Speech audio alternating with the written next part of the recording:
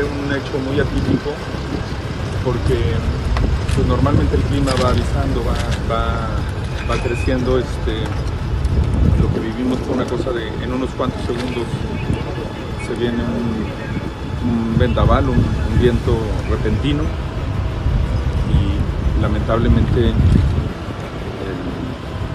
el viento derrumbó el escenario y pues sucedió un accidente fatal. Candidato.